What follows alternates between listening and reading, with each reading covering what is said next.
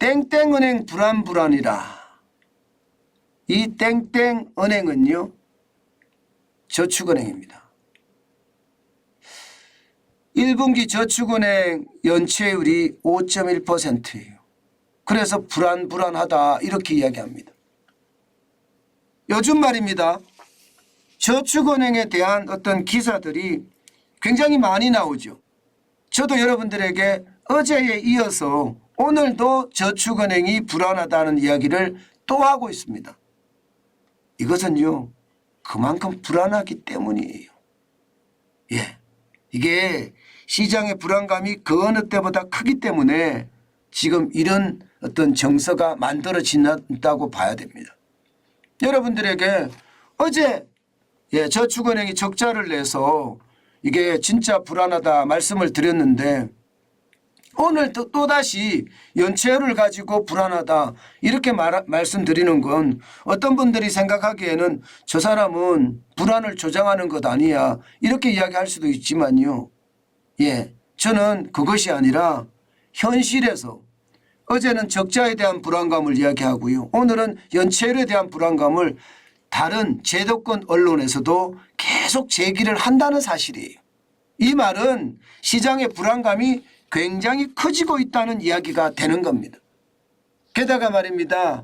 이 저축은행이라고 이야기하면 79개 저축은행을 말하거든요. 여기에 연체율이 5.1%라는 것은 여러분 불안의 어떤 생각을 가질 수밖에 없게 만듭니다. 실제 추세선으로도 보면 말입니다. 지난 2016년에 5.8%의 연체율이 있은 이후에 지금 거의 뭐 9년 만에 최고치라고 이야기할 수 있나요? 9년 만에. 7년 만에 최고치, 7년 만에. 지금 7년 만에 최고치라고 이야기할 수 있습니다. 그러면 여러분 지금 2016년이나 2018년이나 이때는 말입니다. 코로나 위기가 없었어요. 그런데 코로나 위기가 없었는데도 연체율이 이렇게 된다는 것은요. 여러분 결국 말입니다. 저는 충격의 파고가 점점 밀려오고 있다 이렇게 분석을 합니다. 게다가 중요한 게 있잖아요. 지금 2020년이나 2021년에 연체율이 3.3%나 혹은 3.4%로 떨어진 것은요. 대출 만기 연장에 대한 어떤 착시 현상으로 저는 보고 있거든요. 결국 말입니다. 이때 대출 만기 연장을 하지 않았으면 지금 2020년은 어떻게 됐을 거며 2022년은 또 어떻게 됐을까요? 그리고 지금 2023년은 또 어떻게 될까요? 이게 결국은 말입니다. 올 9월에 다가오는 대출 만기 연장과 모든 게 관계가 있다는 뜻입니다. 그만큼 말입니다. 저축은행의 불안감은 큽니다. 물론 저축은행 쪽에서는요. 아니 저축은행 사태 때 봐라. 그 당시의 연체율은 10%에서 20%였다. 그런데 지금 5.1% 가지고 불안하다고 이야기를 하면 이게 불안감을 조장하는 것 아니냐. 이렇게 이야기할 수 있습니다. 그렇지만 제가 말씀드렸듯이 대출 만기 연장 금액이 133조 3천억 원이나 됩니다. 이거 저는 장난 아니라고 생각을 하거든요. 이것까지 만약에 합쳐졌을 때 시장의 불안감 커지지 않을까요? 저는 커질 수 있다고 봅니다. 게다가 말입니다. 지금 저축은행은 자기자본 비율이 13.6%나 된다. 법정 규제 비율이 7.0에서 8.8%인데 그보다 훨씬 많지 않느냐. 정부 공고 비율도 11%인데 이거보다 많으니까 걱정할 필요가 없다. 이렇게 이야기합니다. 여기에다가 유동성 비율도 법정 기준은 100%이지만 저축은행 전체적으로 보면 241.4%이다. 2배가 넘는다. 걱정할 필요가 없는 것 아니냐. 이렇게까지 이야기를 하거든요. 그렇지만 여러분 진짜 조심하셔야 될 것은요. 저축은행 전체가 79개라는 사실이고요. 79개. 그리고 말입니다. 그중에 어느 곳에선가는요. 지금 적자를 계속 내고 있다는 뜻입니다. 아마 적자를 내는 어떤 저축은행 같은 경우는 심각해지지 않을까 이렇게 예상을 하고요. 실제 79개 저축은행의 당기순이익 어제 제가 말씀을 드린 지표인데요. 2018년에 2168억 원의 당기순이익을 냈어요. 그러나 2022년